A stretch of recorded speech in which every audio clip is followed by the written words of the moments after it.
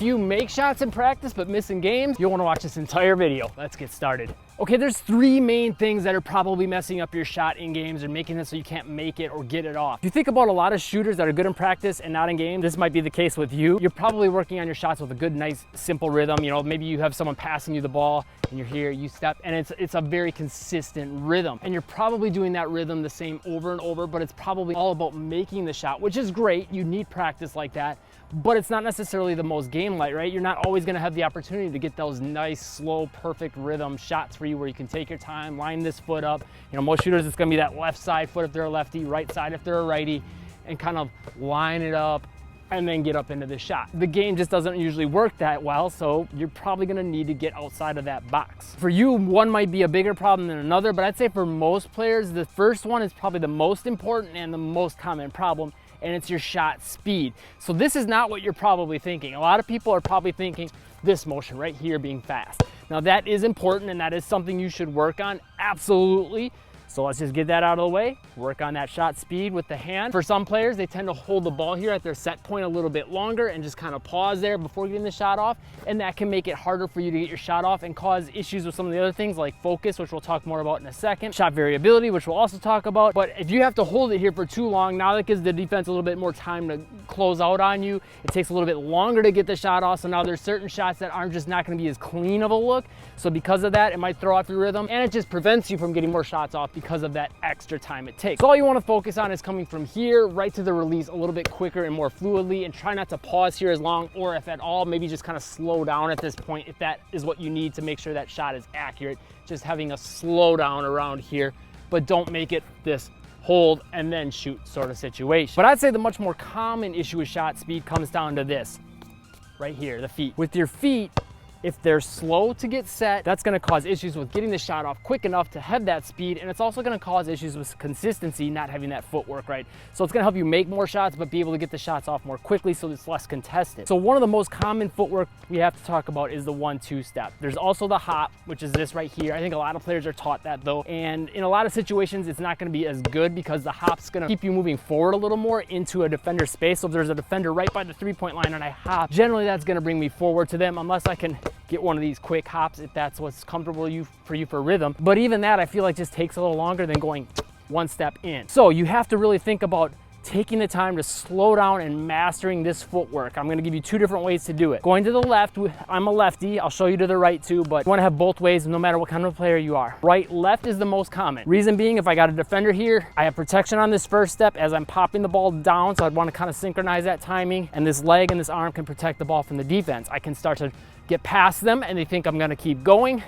Boom, I get this step in and I'm already into my shot as they're dropping back. That creates separation and it makes my shot quick, but not uncomfortably quick because I've repped this out and I'm comfortable with it. So it's literally, as I pick it up, one step. Or if I can really think about timing it, I can pick the ball up right as this foot is hitting the ground. So this foot hits as the ball hits, this gather happens as this foot hits. That also opens up opportunities for better hezzy. But as far as getting your shot off quicker, now you've got that timing down. Timing can be a way of being quick. You don't have to necessarily be crazy fast to be quick, just having that timing down so that way it's all smooth and fluid can make it still comfortable and quick, so you get the shot off quicker and make it more in game. The other footwork you would want to work on is ball side foot, opposite foot. So you'd want to try to time the ball and the foot hitting, this time the same side foot. So again, still left hand dribbling, but this time left foot and then right foot. Now you'll see this more kind of on side steps like this.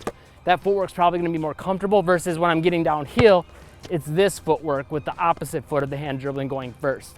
But getting both those down is important. Again, here I'm gonna time the gather, but with the other foot now. And that allows for speed. And again, my hezzy can be more effective. And you want to take this footwork and do it going to the right side as well. Left, right, and right, left. A couple of other important things to note with that speed and getting the shot off with accuracy and still making them, so you're not just being quick and able to get it off in games, but you're also able to be accurate with it, is one, focusing on the footwork positioning on how it ends. So typically there's going to be variability. We'll talk about that a little bit later, but we want to have our shooting side, I'm a lefty, a little bit forward and slightly tilted. So my feet are slightly tilted to the right, bringing my left side forward. If you're a righty, we'll talk about going this way here again.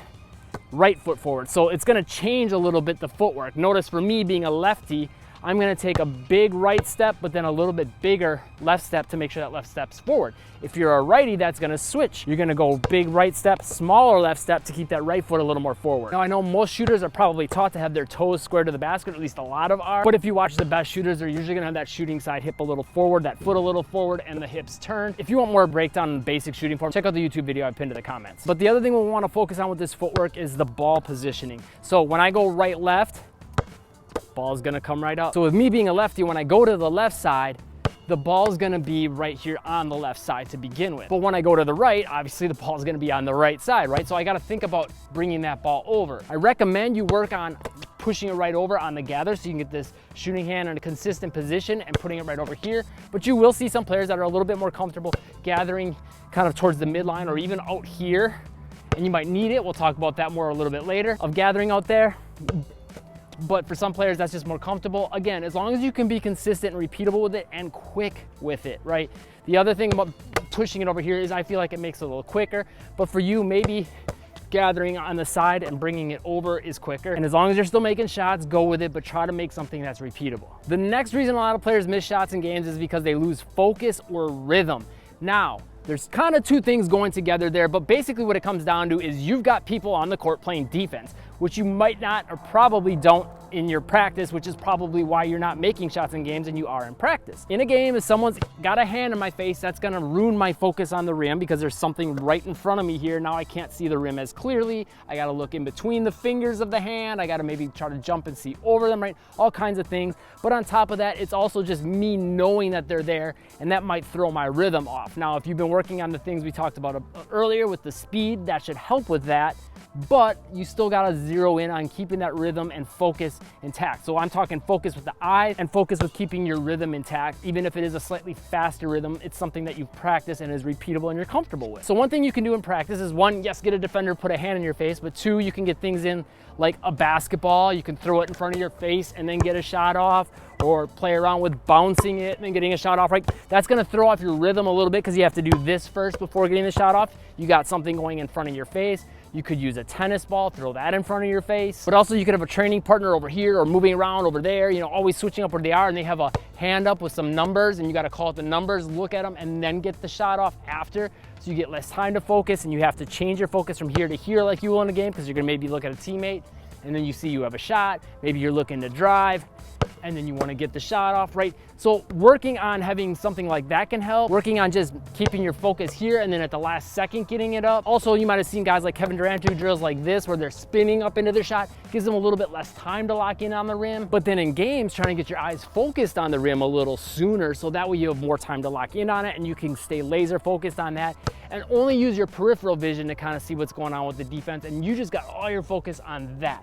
I think that's one of the biggest keys I can give you for all this, because if you have your vision focused on that, your peripheral vision will kind of know where the defense is, and you will naturally react as far as the speed goes, the timing, maybe variability, which we're talking about next. But all those things will start to come into play, and you can get your focus on the rim and making the shot, so the little things like the hand in the face and things like that won't bother you as much, because you're all about this, making that connection. Your footwork will fall into place, the timing of the shot, a lot of that stuff will fall into place, and you can just trust your instincts a little more and play in more of a flow state, which is so crucial to being a great basketball player. And of course, a great shooter. One other drill I want to throw your way is you can do some sort of a dribble move over and over. Maybe it's between the legs, behind the back, or you could just say dribble and move around, and you have a partner with you, or maybe some music, and at a certain word in the music or a certain sound in the music, or your partner saying shoot, you have to try to get that shot off as quick as you can. So that way you're working on a different dribble move, making it a little more game-like, and all of a sudden, boom,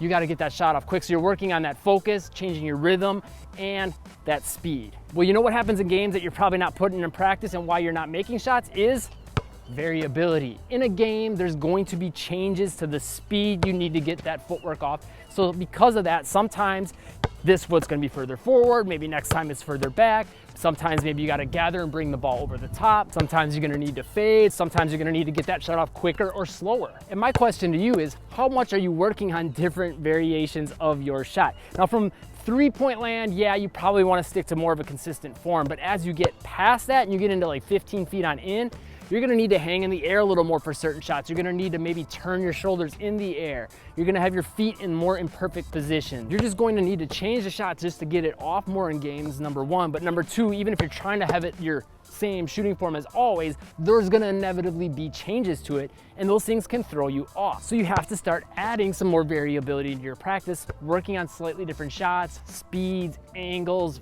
fading, not fading, getting it off with a little hang time, getting it off a little quicker, especially like again from this 15-foot range and in. Which brings up the topic of perfect shooting form. I break down the truth about shooting form in this video right here. Check it out, it'll help you a ton. Subscribe and turn on all notifications to catch the newest videos, and I'll see you in that video next.